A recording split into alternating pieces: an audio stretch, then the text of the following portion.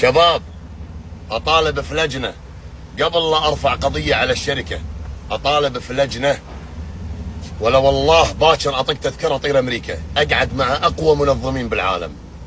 السنسر اللي ركبتوه هذا كلام عمار، ان السنسر هذا يحسب لك كم سرعتك عشان لا تطلع برا ال80، وركبت واحد يسار مخصوص مع ان الحلبة ما تعطي، ولكن الشيخ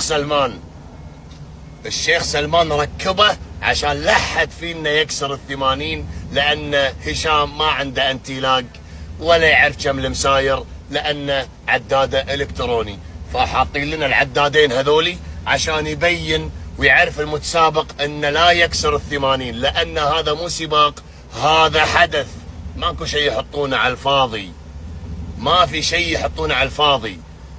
السنسر اليسار مالي قاري كم 73 من طفت السنسر بالبدايه ال 300 متر، منو اللي داق غاز قبل السنسر وتعديت انا بال 300 متر؟ هشام، يعني انا اللي منقزه وناقز وراه.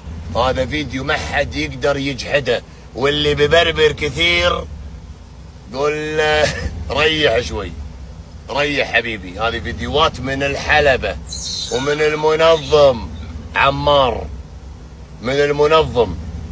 سنسر هشام احمر يعني مكسور، سنسري اخضر ما انكسر. 73 يوم طفت السنسر حطوا لي 7، زادوني 7 ليش؟ عشان يخلوني كاسر بالقدام، واحسبوا سنسري اللي قدام قبل هشام. دام انا كاسر سنسر وهشام كاسر سنسر، ليش ما حطيتونا اثنين مع بعض؟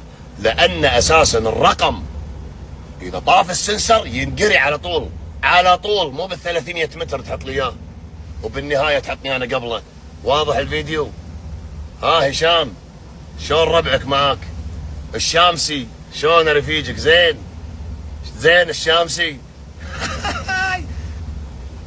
رد علي هشام، الشامسي زين؟ الحكم مال الكنترول مسوين تيست عدل؟ هذا فيديو من عمار وهو ما يدري عنه، مصوره فوق في التور والبرج ومصور فوق البرج والعلامتين اليمين يسار، هذا عشان لحد فينا يتعدى ال80، واللي يكسر ال80 يشب احمر. ليلتكم حمراء.